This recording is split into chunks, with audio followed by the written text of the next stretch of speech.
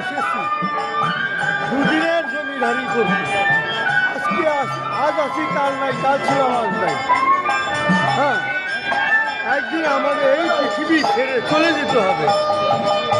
যেরকম আমার দাদা, ঠাকুর দাদা, ঠাকুমা এসেছিলেন, আবার ভব সংসার ত্যাগ করে চলে গেছে। এবং আমার গুরু পিতা মাতা পরমেশ্বর ভগবানের কৃপাই কেবল পরম গুরু আমার পিতা মাতা।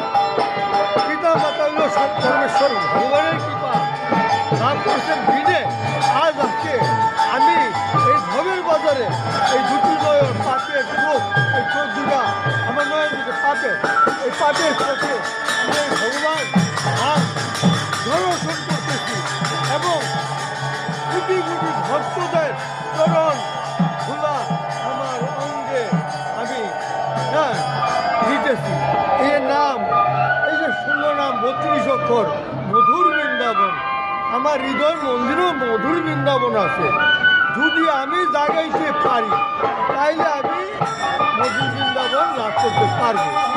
তাই বলছে সাধু হও, সাধু সেজো না, সাধু সাজা অতি সুন্দা, দুদিনের জমিদারি মাত্র আর কিছুই নাই। কোথায় ছিলাম আমি, আসলাম কোথায়, আবার কোথায় চলে যাবো, একদিন তো মরেই যাবো। কে আমার সাথে যাবে? যাবে শুধুমাত্র আমার কর্মফল, এই নাম, এই সঙ্গের সাথী মধুর বৃন্দাবন, এটা আমার সাথে যাবে। এবং এই সাধু গুরুবস্ত ওনাদের এই চরণ ধুলা আমার সঙ্গে যাবে।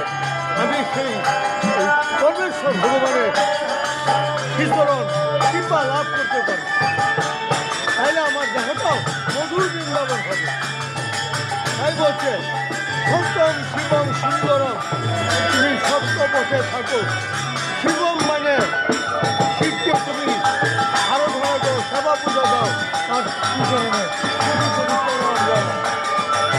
তাই ব্রহ্মা বিষ্ণু মহেশ্বর বাবা মহাদেব হল ব্রহ্মা, উনি মহাদেব, উনি সৃষ্টিকর্তা, ব্রহ্মা সৃষ্টিকর্তা, বিষ্ণু পালনকর্তা, উনি হল বিষ্ণু মানে শ্রীকৃষ্ণ গোবিন্দ।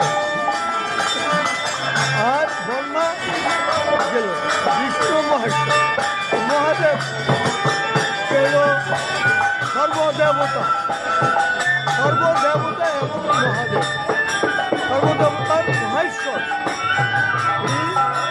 সর্বঘটেশ্বর, সর্বঘটে এই ঘট, ঘট পূজা দিই আমরা। এই ঘট